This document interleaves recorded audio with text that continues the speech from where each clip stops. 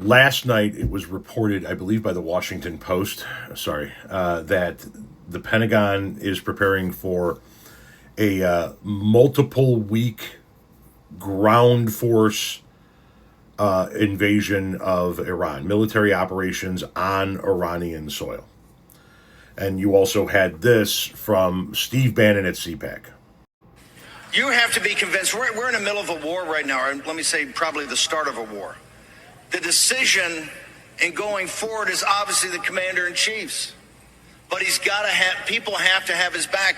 And you're only going to do that with full information. You have to be convinced that this is the right thing to do, particularly now that we're on the eve of potentially the insertion of American combat troops. Your sons, daughters, granddaughters, grandsons could be on Karg Island or be holding a beachhead down by the Strait of Hormuz. We're going into Iran. It might just be Karg Island, but we are putting boots on the ground in Iran. We're at, as Steve Bannon just said, the beginning of a war. The Pentagon says it's just going to be 3, 4, maybe 5 weeks worth of military engagement.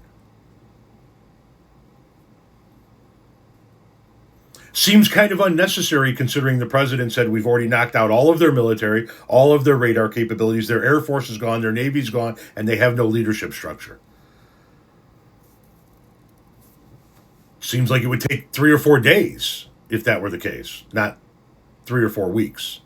But here we go.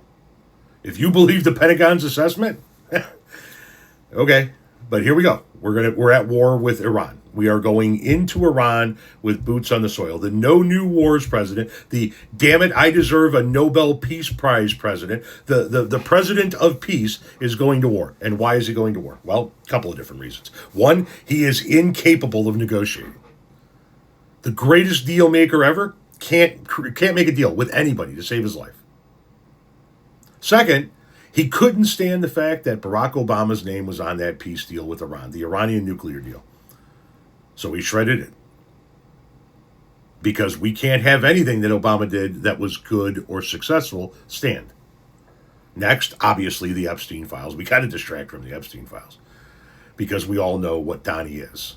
He's an international pedophile, allegedly. That had intercourse with multiple underage children against their will, allegedly. And he can't have you seeing that information. That's in whatever is in the remaining 3 million files that the Justice Department won't release. Next, he doesn't know how to get out of this. He doesn't know how to turn it off. He thought he was just going to be able to hit a couple of targets and Iran was going to topple and look at me, I'm the victor.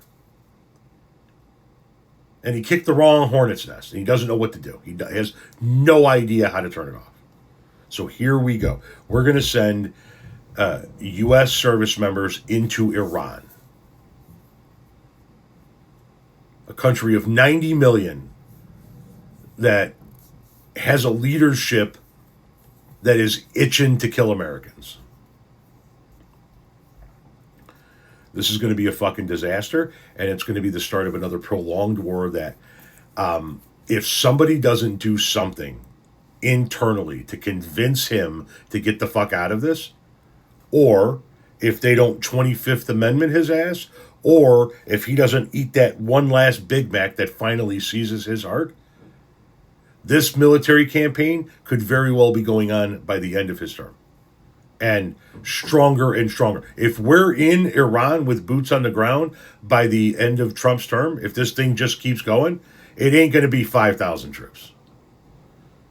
It's going to be 150,000 troops.